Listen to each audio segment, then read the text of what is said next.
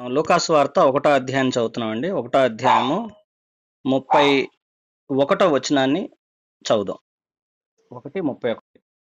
131.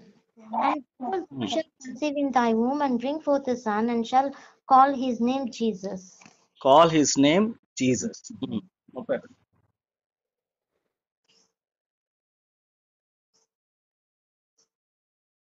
నాదా ఇప్పుడు నీ మాట చొప్పున లూకాసు వార్త 1వ అధ్యాయము 31వ వచనం.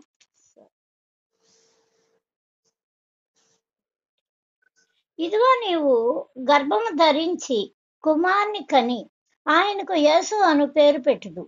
ఆయన గొప్పవాడై సర్వోన్నత కుమారుడును ప్రభు అయిన దేవుడు ఆయన తండ్రి అయిన దావీదు సింహాసనమును ఆయనకిచ్చును. ఆయన యాకోబు వంశమును యుగ యుగములు ఏలును. చాలు. నిన్నటి దినాన్ని చదివింది మరొకసారి జ్ఞాపకం చేసుకున్నాం. తను ఏమైందంటే గర్భవతి అయి కుమారుని కనిద్ది. తన పేరు ఏం చెప్పబడిద్ది? యేసు అని పేరు పెట్టబడిద్ది అని చెప్పేసి. లూకాసు వార్త 2:21.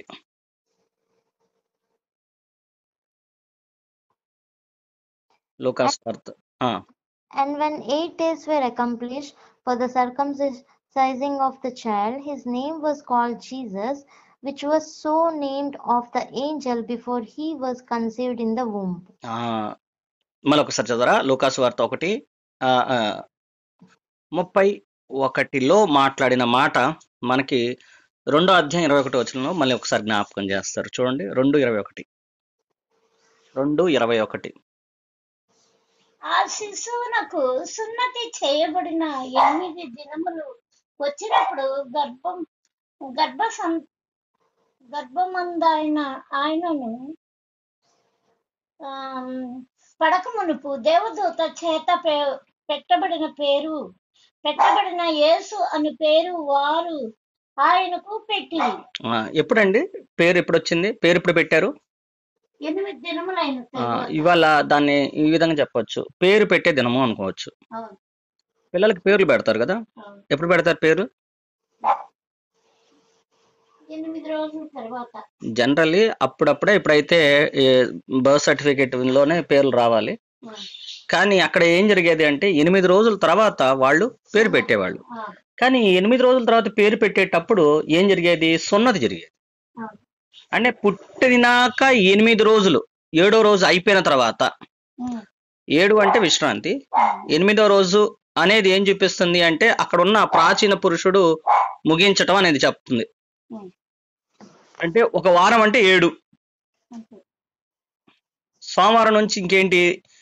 ఆదివారం పూట దేవుడు పునరుద్ధానుడు అయ్యాడు, విశ్రాంతి దినము. 7వ రోజు అయిపోయి 8వ రోజు నుంచి ఏంటి?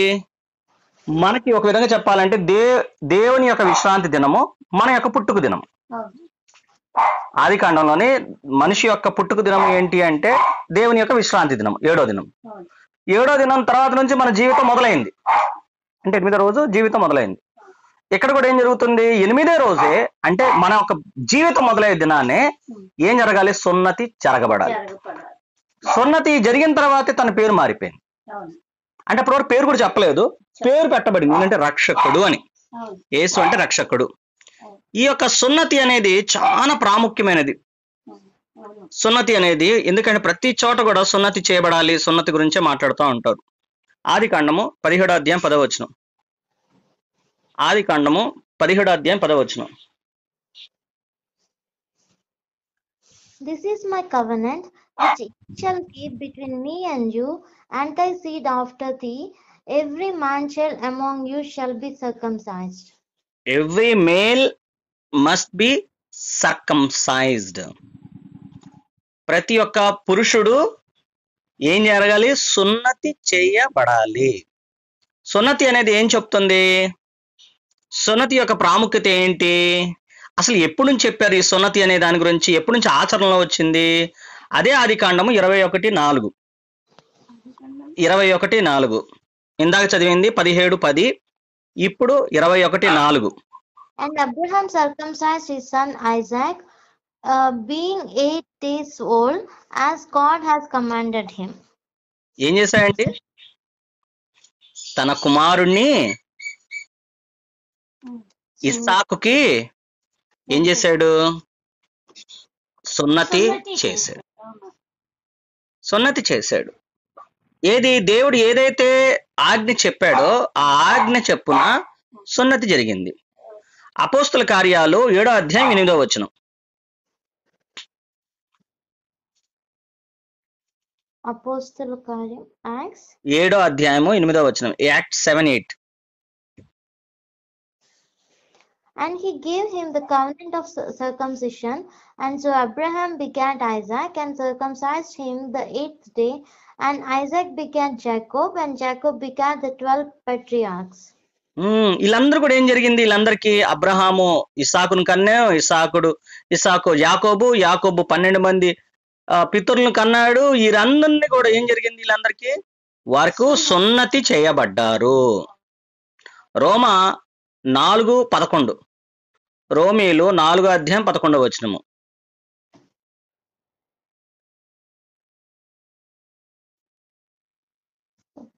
And he received the sign of circumcision, a seal of the righteousness of the faith which he had yet being uncircumcised, that he might be the father of all them that believe, though they be not circumcised, that righteousness might be imputed unto them also.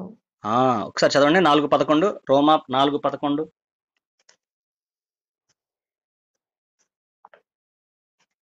మరియు సున్నతి లేని వారైనను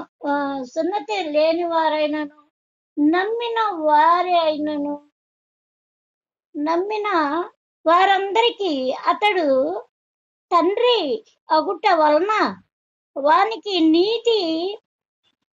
నీతి ఆరోపించుటకై అతడు సున్నతి పొందక మునిపే తనకు కలిగిన విశ్వాసము వలన నీతికి ముద్రగా సున్నతి అను గుర్తు పొందెను. ఏం చేశాయండి ప్రభువారు? గుర్తు పొందెను. ఏం గుర్తు అది? సున్నతి అనే గుర్తు. సున్నతి గుర్తు. సున్నతి అంటే అసలు ఏంటి?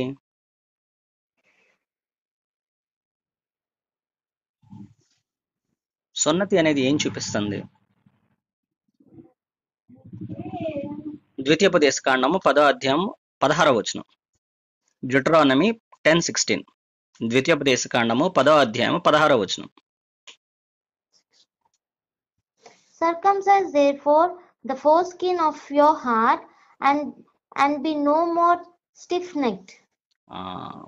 ఏమంటున్నారండి? సున్నతి అనేది వాళ్ళ యొక్క భాగంలో ఉన్న దేహంలో భాగంలో ఉన్న చర్మాన్ని తీయటం కాదు, కానీ ముందుగా సున్నతి మీ హృదయానికి చేసుకోండి, మెడ వంచని ప్రజల్లారా అంటున్నాడు. 10:16 ఏమంటున్నారు? హృదయాలను శుద్ధీకరించుకోండి, మీ హృదయంలో సున్నతి చేసుకోండి. మనసు మారండి. సున్నతి హృదయానికి ఏంటి? హృదయం దేనికి సంబంధించింది? హృదయము దేనికి సంబంధించింది అంటే ప్రేమకు సంబంధించింది. హృదయంతో మనం ప్రేమిస్తాం. మరి దేని ప్రేమిస్తున్నారు? అక్కడ కింద రాయబడి ఉండేది 17వ వచనం చూడు జ్యోతి. ద్వితీయోపదేశకాండము 10:17. For the Lord your God is God of gods and Lord of lords, a great God, a mighty and a terrible, which regardeth not persons, nor taketh reward. He doth execute the judgment of the fatherless and widow, and loveth the stranger in giving him food and raiment. Continue. Okay. Love ye therefore the stranger, for ye were strangers in the land of Egypt.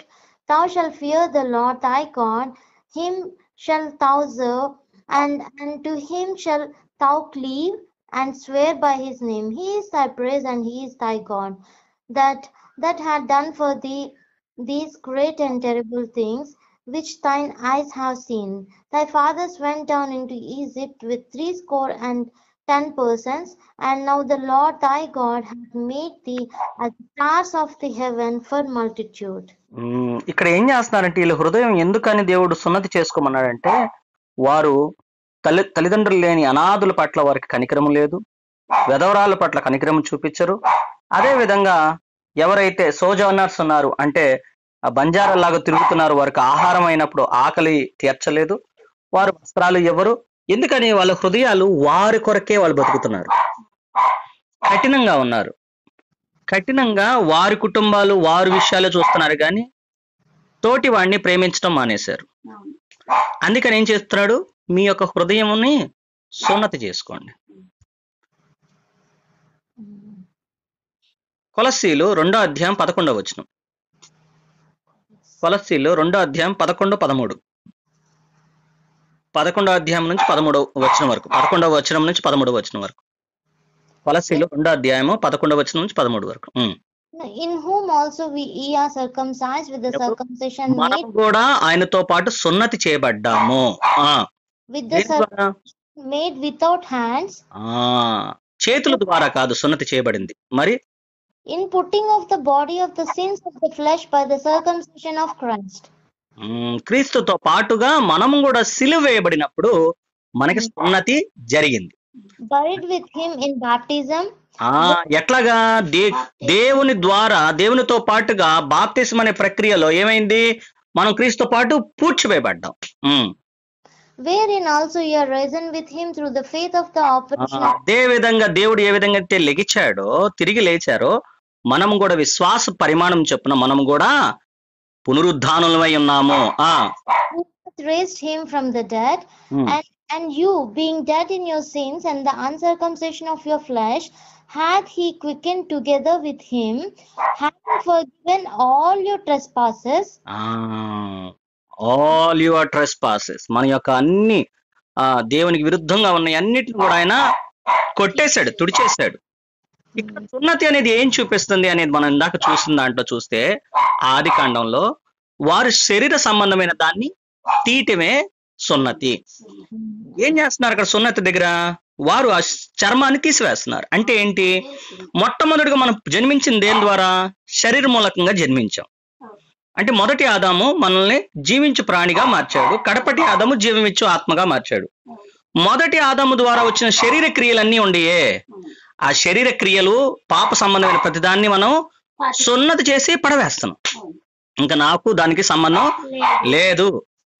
దాంతోపాటు రక్త ప్రోక్షణ జరుగుతుంది, అది చిహ్నంగా ఉంది. అయితే ఎవరిది వారు చేసుకున్నా కూడా సున్నతి చేయటానికి లేదు, ఎందుకంటే హృదయాల్లోనే కఠినం ఉంది. అందుకని ప్రభువారు ఏం చేశారు? అందరికి బదులుగా ఆయన సిలువకి, మన అందరికి బదులుగా ఆయన ఏం చేశాడు? ఆయన రక్తాన్ని చిందించాడు. ఎవరైతే ఆయనను విశ్వసిస్తారో వారందరూ ఏమవుతారు? వారు సున్నతి చేయబడిన వారు అవుతారు. ఆయనతో పాటు చనిపోవటము, తిరిగి లేపబడటం జరిగింది. ఇదే విషయాన్ని ఇక్కడ జ్ఞాపకం చేస్తా ఉన్నారు. ఇర్మియా 4:4. ఇర్మియా 4:4.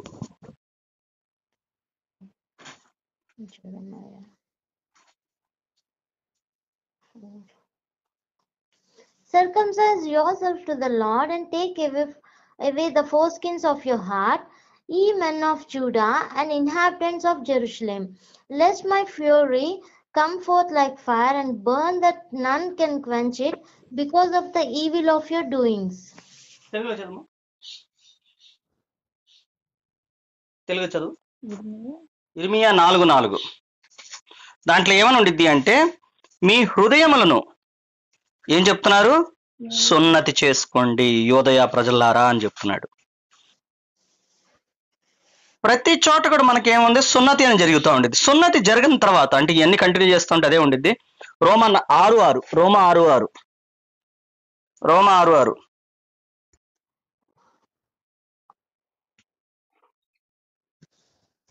For we know that our old self was crucified with him, so that the body ruled by sin might be done away with, that no longer be slaves to sin.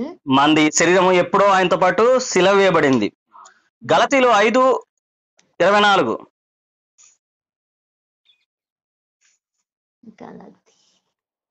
5:24. Those who belong to Christ Jesus have crucified the flesh with its passions and desires. దేంతో మనం సున్నతి చేయబడ్డాము? దేని ద్వారా మనం సిలువేయబడ్డాము?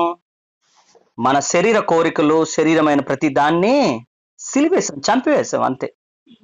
ఆ సున్నతి జరిగినప్పుడు ఏం జరుగుతుంది అంటే మనలో ఉన్న ఆ పాప నియమాన్ని, పాపపు సంబంధించిన దాన్ని మొత్తాన్ని మనం తీసివేస్తున్నాం. ఎఫెసీలు 4:22 ఎఫెసీ 4:22.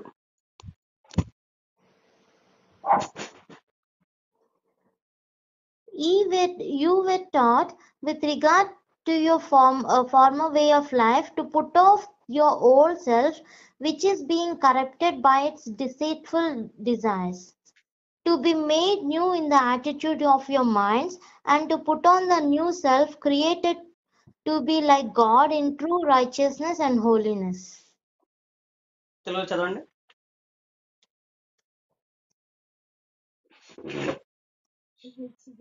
ఎఫెసీ 4:22.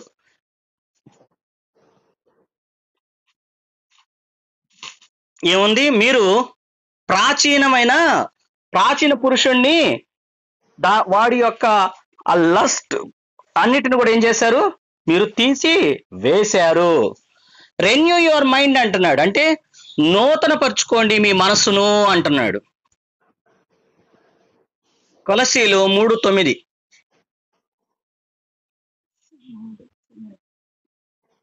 కొలస్సీలు 3:9.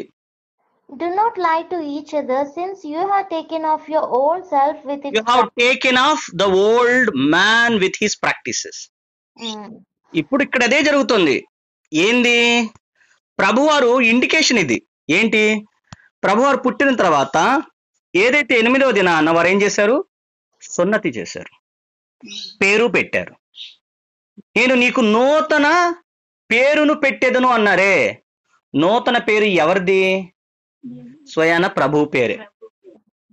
ఇవాళ మనమందరం చిన్న చిన్న క్రీస్తులమై ఉన్నాము. ఇప్పుడు మనం ఏం చెప్పగలుగుతాం? బ్రతుకుతుంది నేను కాదు, నాలో ఉన్న క్రీస్తు. అయితే క్రీస్తు పేరు నీకు రావాలి అంటే, ఇలాతే ఆయన పేరే నీకు పేరు పెట్టబడాలి అంటే జరగాల్సింది ఏంటి? సున్నతి. అది ఎప్పుడు జరిగింది? వాళ్ళకి 8వ దినాన జరిగింది. విశ్రాంతిలో నుంచి నెక్స్ట్ వచ్చింది ఏంటి? సున్నతే. మనము విశ్రాంతిలోనికి ప్రవేశించేటప్పుడు మనకు కూడా ఏం జరగబోతుంది? సున్నతి. అది ఎక్కడ జరిగిందంటే మనకు బాప్తిస్మం అనే దాంట్లో. అదే మనకు గుర్తు చేస్తుంది. ప్రభువారికి ఇక్కడ 8వ రోజున సున్నతి చేయటము, మన జీవితాల్లో బాప్తిసం పొందటము రెండును ఒకటే. దేవానికి వందనాలు, స్తోత్రాలయ. నూతన నామాన్ని మాకు పెట్టేద్దాం అన్నావు ప్రభా. ఇది నాజీరు చేయబడిన నామం. అవును ప్రభా, అది నీ నామం. లోకంలో ఉన్న లోకస్తులము కాము, మా ప్రాచీన పురుషుణ్ణి చంపివేసే నామం. దేవ తండ్రి, మేము సమస్తము పాతవన్నీ గతించినాయి, ఇప్పుడు కొత్త సమస్తము నూతనమాయనని ప్రభ. నూతన నామాన్ని ప్రభారికి పెట్టినందుకు, అదే నామాన్ని మాకు ఇచ్చినందుకు నీకేను వందనాలు. మా హృదయములో సున్నతి జరగటానికి సహాయం చేయండి. అనుదినము మా తలంపులు, ఆలోచన, ఊహలన్నీ కూడా సున్నతి చేయబడినాయి అని మాకు జ్ఞాపకం చేయండి ప్రభ. ఆ విధంగా ఉండటానికి మాకు సహాయం చేస్తారని నజరేయుడైన యేసుక్రీస్తు నామములో అడిగి వేడుకుంటున్నాము తండ్రి. ఆమేన్. Yes, Lord. Thank you, Lord, for giving us the new life, Lord, in you, Lord. Yes, Lord, we have put off the old creation, Lord, and we are the new creation, Lord. The new creation which is in you, Lord. Thank you, Lord Jesus, for making us your image, Lord. And we are a small Jesus, Lord, because you are seeing yourself in us, Lord, because we are turning to you, Lord. Thank you, Lord Jesus, for the new life you have given us, Lord, in you. Thank you, Lord Jesus. Thank you, Lord, for everything. In Jesus Christ's precious name we pray. Amen. Amen. ఆమేన్. సర్వశక్తి మిక్కిలి కనికరం గల దేవా, వందనాలు చెల్లిస్తున్నావు అన్నయ్య. నా తండ్రి నాయన, నీ మాట వింటూ నీలో సున్నతి చేయబడ్డాము అంటే బాప్తిసం ద్వారా నాయన హృదయాలు మారి నూతన హృదయంతో జీవించుటే. మరి నాయన 8వ దినాన సున్నతి అనేది నాయన లేఖనాల్లో చూపించి ఉన్నారు. సున్నతి అంటే పేరు పెట్టబడేటువంటి రోజు. మరి నాయన అది క్రీస్తుకు శిశువు పుట్టెను అన్నారు. తర్వాత 8వ దినాన ఆయనకు పేరు పెట్టబడిను అన్నట్టుగా నా తండ్రి నీ కృపలో నా తండ్రి మరి నాయన ఏ రకమైనటువంటి సున్నతి పొంది ఉన్నారు, ఆ మాదిరిగానే మరి మమ్మల్ని కూడా జీవించుటకు మాకు తెలియపరిచిన విధానాన్ని బట్టి వందనాలు. ఇచ్చిన ఈ సాయంకాల సమయంలో నిన్ను మాత్రమే కలిగి మీ నామాన్ని స్తుతించుటకు, మిమ్మను ఆరాధించుటకు, మీ యొక్క జీవము గల సన్నిధిలో మేముండుటకు మాకిచ్చిన ధన్యతను బట్టి వందనాలు మీకు సమర్పించుకుంటూ అడిగి వేడుకొని ప్రార్థించి బ్రతిమాలుచున్నాము తండ్రి. ఆమేన్. Amen. ఆమేన్. Praise Lord. Praise the Lord.